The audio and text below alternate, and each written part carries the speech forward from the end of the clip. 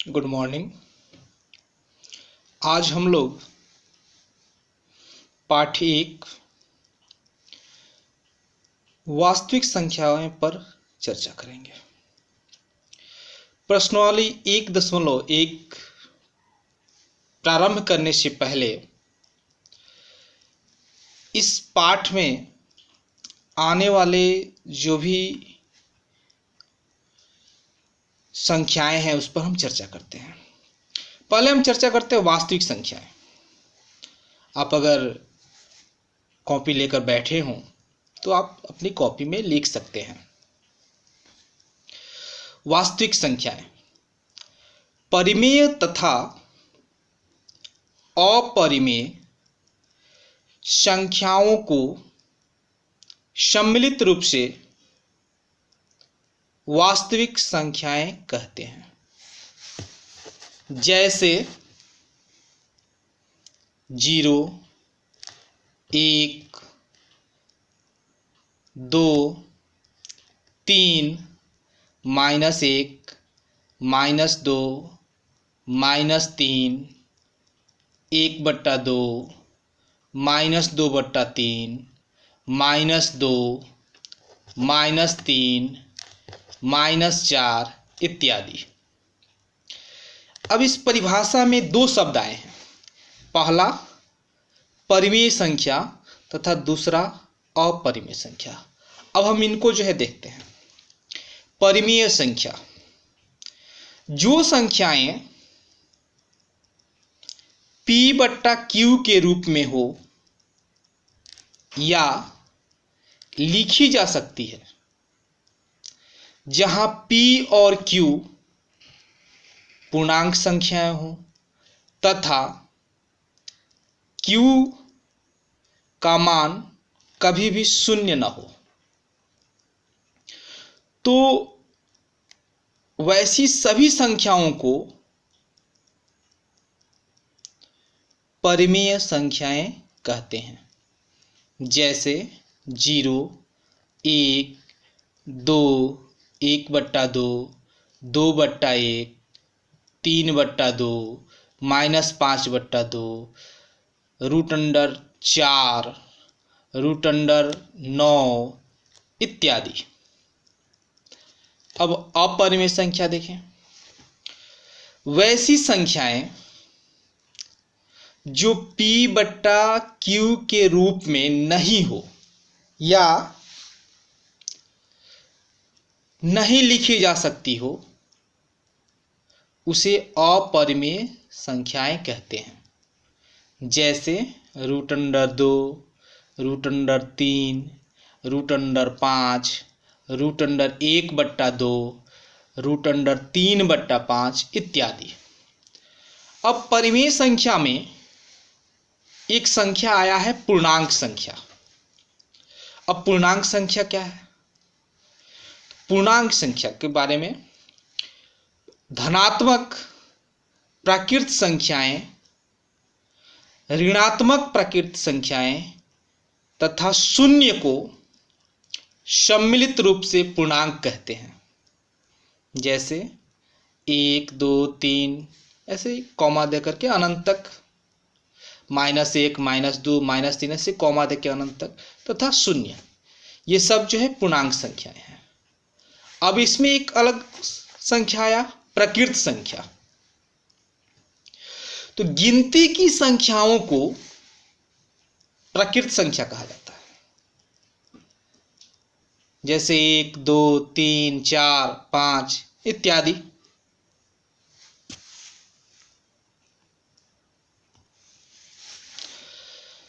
इस पाठ में कुछ सूत्र भी आपको मिलेंगे, कुछ सूत्र का प्रयोग आपको करना पड़ेगा।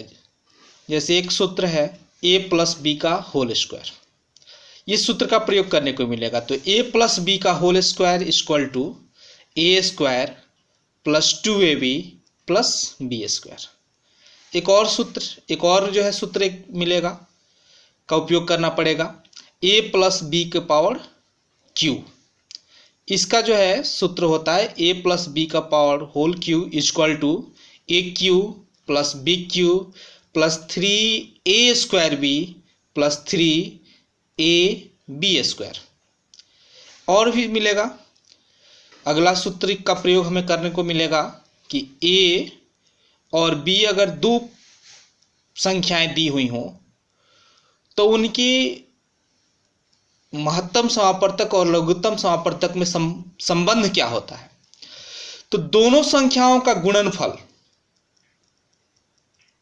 बराबर दोनों संख्याओं का महत्तम समापवर्तक मतलब HCF गुणे दोनों संख्याओं का लघुत्तम समापवर्तक मतलब LCM, अर्थात A गुणे B बराबर HCF AB गुणे LCM AB।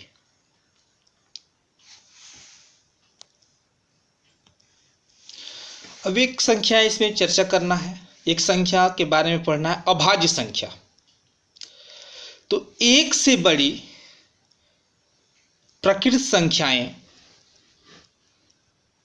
एक से बड़ी प्रकृत संख्याएं जो एक या अपने आप को छोड़कर किसी दूसरे संख्या से विभाजित न हो, अभाज्य संख्याएं कहलाती हैं। जैसे 2, 3, 5, 7, 11 इत्यादि। अब आता है भाज्य संख्या। एक से बड़ी वे प्रकृत संख्याएं जो एक या अपने आप को छोड़कर किसी दूसरे संख्या से भी विभाज्य हो, भाज्य संख्याएं कहलाती हैं। जैसे 4, 6, 8, 9, 10 इत्यादि। अब है यूक्लिड विभाजन प्रमेयिका। दो चीजें हैं, एक यूक्लिड विभाजन प्रमेयिका है और एक अगला है यूक्लिड विभाजन एल्गोरिथ्म। दोनों अलग अलग चीजें हैं, इसको समझना बहुत जरूरी है। यूक्लिड विभाजन प्रमेयिका, दो धनात्मक पूर्णांक a और b दिए रहने पर ऐसी अद्वितीय पूर्ण संख्याएं q और r विद्यमान हो कि a बराबर bq प्लस r, जहां r का मान 0 से बड़ा या बराबर लेकिन b से छोटा हो। अगला टर्म है, अगला पद है यूक्लिड विभाजन एल्गोरिथ्म। अब इसको समझिए, दो धनात्मक पूर्णांकों का HCF मतलब महत्तम समापवर्तक परिकलित करने की तकनीक को यूक्लिड विभाजन एल्गोरिथ्म कहते हैं।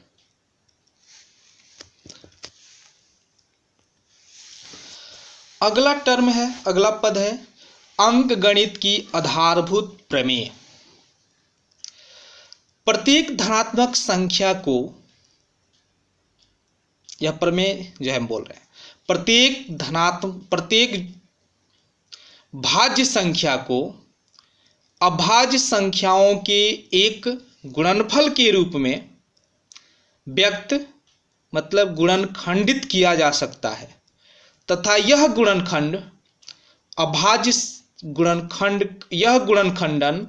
अभाज्य गुणनखंडों के आने वाले क्रम के बिना अद्वितीय होता है। अर्थात यदि कोई भाज्य संख्या दी हुई है तो उसे अभाज्य संख्याओं के गुणनफल के रूप में लिखने की केवल एक ही विधि है। जब तक कि हम अभाज्य संख्याओं के आने वाले क्रम पर कोई विचार नहीं करते। जैसे मान लीजिए संख्या एक है, भाज्य संख्या है 30। इसका जब हम गुणनखंड निकालेंगे, जब इसको गुणनखंडित करेंगे तो ये हो जाएगा 2 गुणे 3 गुणे 5। अब इसको हम बहुत प्रकार से लिख सकते हैं। इसको हम लिख सकते हैं 2 गुणे 5 गुणे 3, 3 गुणे 5 गुणे 2, 3 गुणे 2 गुणे 5, 5 गुणे 2 गुणे 3, 5 गुणे 3 गुणे 2। लेकिन इन सारे गुणनखंडों में संख्या 3, 2, 3 और 5 ही है।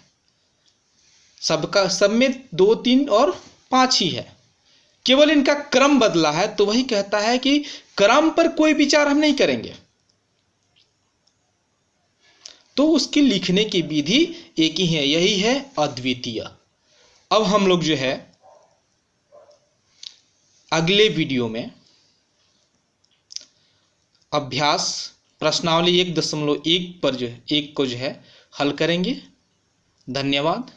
Good night.